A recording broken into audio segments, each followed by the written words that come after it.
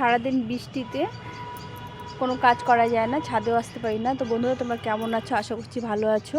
তো আমি কিছু বীজ ফেলেছিলাম পেঁপে চারা করার জন্য। তো দেখো এখানে দুটো চারা হয়ে গেছে, খুব সুন্দর হয়েছে। আর আমি এই পেঁপে চারাটি বসানোর জন্য আমি এখানে মাটি করে রেখেছিলাম। এখানে হচ্ছে ডিম দিয়ে আর কলার খোসা দিয়ে, মানে কলা দিয়ে, পচা কলা দিয়ে এই মাটিটা করে রেখেছি।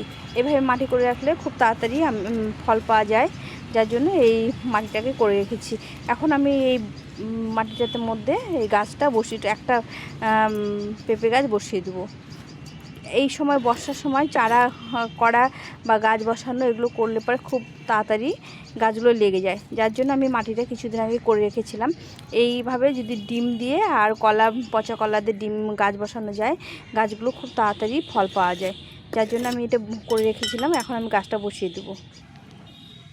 তো এখানে দুটি গাছ আছে, একটা গাছে বসিয়ে দেবো। এখান থেকে বের করে নিয়ে এই প্যাকেটটার মধ্যে আমি সবজি খোসা আর পাতা পচা সার দিয়ে বসিয়েছি। আমি একটা বালতির মধ্যে বসাইনি। এই দেখো আমি বীজ ফেলেছিলাম। এখন আমি গাছটিকে, এই দেখো শিকড় বেরিয়ে গেছে, এই যে কত শিকড় হয়ে গেছে। তো এই গাছটিকে এখন এখানে বসিয়ে দেবো, খুব তাড়াতাড়ি ফল দেয়। আর এটা হচ্ছে বুগেনভিলিয়া গাছ, দেখো এটারও ডাল পাতা বেরিয়ে গেছে, এটা এখানে লাগানো ছিল। তো এইভাবে চারাগুলো এখন বর্ষার দিনে খুব ভালো হয়। এইভাবে আমি বসিয়ে দিলাম, দিয়ে মাটি চাপা দিয়ে দেবো।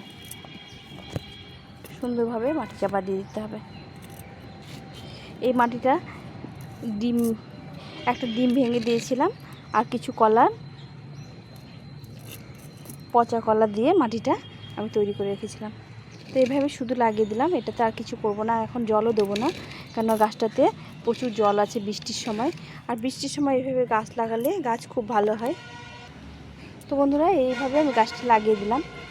দেখো এই গোড়াটা কত সুন্দর হয়েছে। গোড়া একটু পাতাগুলো ছেটে দেবো, যে পাতাগুলো আছে পুরনো পাতা।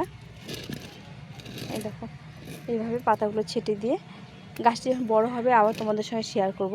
এইভাবে পেঁপে গাছ লাগালে আমি একটা ভিডিওতে দেখেছিলাম, এরকম করে ডিম দিয়ে আর কলা দিয়ে, পচা কলা দিয়ে যদি মাটি করে রাখা যায়, সেখানে গাছ লাগালে গাছটা খুব সুন্দর হয় আর খুব তাড়াতাড়ি ফল দেয়, যার জন্য আমি পেঁপে গাছটা এইভাবে লাগিয়ে দিলাম। তো তোমাদের এইভাবে তোমরাও লাগাতে পারো।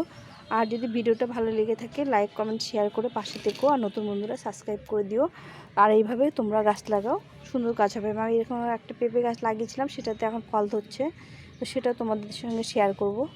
তো তোমরা এই ভিডিওটা সম্পূর্ণ দেখার চেষ্টা করো, দেখে লাইক কমেন্ট করো। এই দেখো কত সুন্দর হয়েছে গাছটা। আমি এখানে খাওয়ার জল কিছু দেবো না, এইভাবে